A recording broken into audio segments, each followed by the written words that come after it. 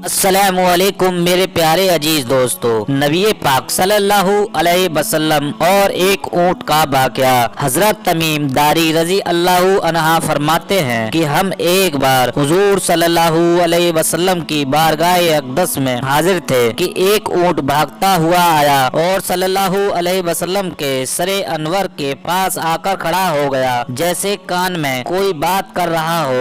आप सल्लल्लाहु अलैहि वसल्लम ने फरमाया कि ए पर सुकून हो जा, अगर तू सच्चा है तो तेरा रब तुझे फायदा देगा, अगर तू झूठा है तो तुझे उस झूठ की सजा मिलेगी जो हमारी पनाह हमें आ जाता है। अल्लाह ताला भी उसे अमन दे देता है और हमारे दामन में बना लेने वाला कभी नामुराद नहीं होता। हमने अर्ज किया, रसूल अल्लाह सल्लल्लाहु अलैहि वसल्लम, यह ऊंट क्या कहता है? आप सल्लल्लाहु अलैहि वसल्लम ने फरमाया, ऊंट के मालिकों ने इसे ज़बह करने और इसे खा लेने का इरादा कर लिया था तो यह उनके पास से भाग आया है। तुम्हारे नबी सल्लल्लाहु अलैहि वसल्लम से मदद मांगी है। हम सब अभी गुफ्तगू में मशगूल है कि ऊंट के मालिक भागते हुए आए। ऊंट ने उनको आते हुए देखा तो दोबारा हुजूर सल्लल्लाहु अलैहि वसल्लम के सरे मुबारक के पास खड़ा हो गया। अब आप सल्लल्लाहु अलैहि वसल्लम के पीछे छुपने लगा। उनमें मालिकों ने अर्ज किया, या रसूल अल्लाह सल्लल्लाहु अलैहि वसल्लम, ये हमारा ऊंट है जो 3 दिन से हमारे पास से भागा हुआ है और आज यह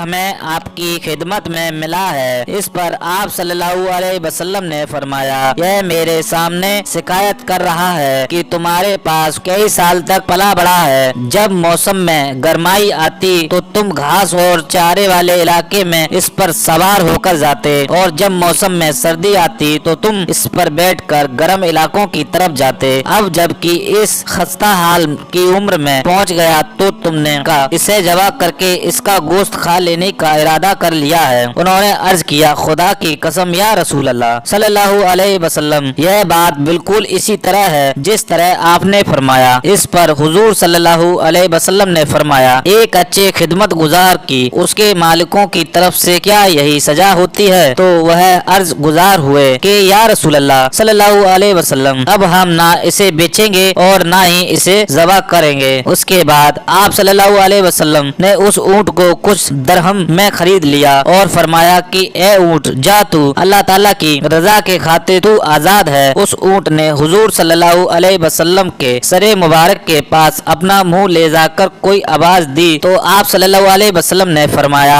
आमीन। उसने फिर दुआ की। आप सल्लल्लाहु अलैहि वसल्लम ने फिर फरमाया, आमीन। उसने फिर दुआ की। आप सल्लल्लाहु अलैहि वसल्लम ने फिर फरमाया, आमीन। जब चौथी मर्तबा दुआ की तो आप सल्लल्लाहु अलैहि वसल्लम अब दीदा हो गए और आंखों से आंसू बहने लगे। हमने अर्ज किया, या रसूल अल्लाह सल्लल्लाहु अलैहि वसल्लम, यह ऊंट क्या कह रहा है? आप सल्लल्लाहु अलैहि वसल्लम ने फरमाया, इसने पहली दफा कहा, ए नबी मुकर्रम, अल्लाह आपको इस्लाम और कुरान की तरफ से बेहतरीन जजा अता फरमाए। मैंने कहा, आमीन। फिर उसने कहा, अल्लाह ताला कयामत के दिन आपकी उम्मत से इसी तरह खौफ को दूर फरमाए जिस तरह आपने मुझ पर दूर फरमाया है। मैंने कहा, आमीन। फिर उसने दुआ की, ए अल्लाह ताला दुश्मन से आपकी उम्मती के खून को इसी तरफ महफूज रखे जिस तरह मेरा खून महफूज फरमाया है। उसने फिर कहा कि अल्लाह ताला आपकी उम्मत के दरमियान जंग जुदा ना होने दें। यह सुनकर रोना आ गया क्योंकि यही दुआ मैंने भी अल्लाह ताला से मांगी थी। पहली 3 तो कबूल फरमा ली लेकिन आखिरी दुआ से मना फरमा दिया।